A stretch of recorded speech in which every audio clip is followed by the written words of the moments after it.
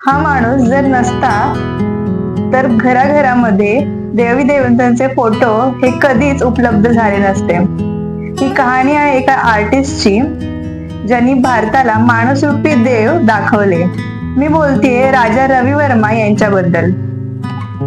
राजा रवी वर्मा यांचा जन्म केरळमध्ये किलीमनूर या गावामध्ये 1848 मध्ये झाला.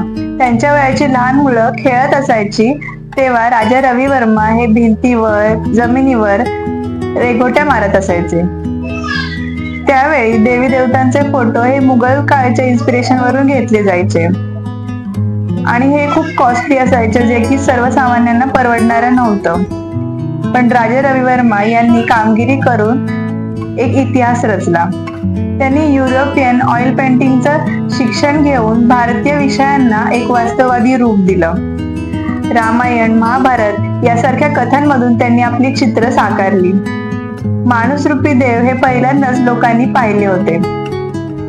त्यांच्या चित्रांमध्ये आपल्याला लक्ष्मी, सरस्वती, शकुंतला, दमयंती यासारख्या चित्रांचं वर्णन दिसतं. त्यांच्या चित्रांमध्ये आपल्याला लक्ष्मी, सरस्वती, दमयंती, शकुंतला यांची पात्र सुंदर आणि सजीव वाटतात.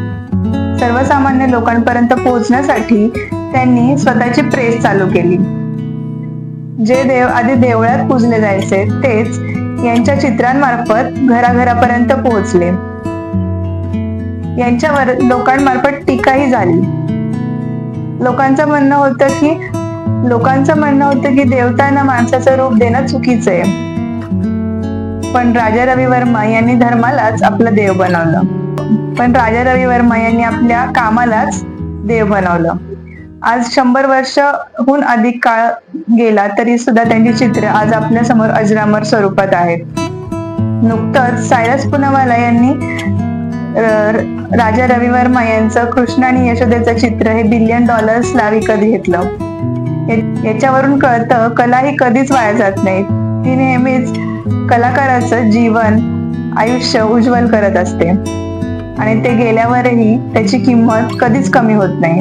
ही माहिती कशी वाटली तुम्हाला? जर आवडली तर माझ्या चॅनलला सबस्क्राईब करा, लाईक आणि शेअर करा. धन्यवाद.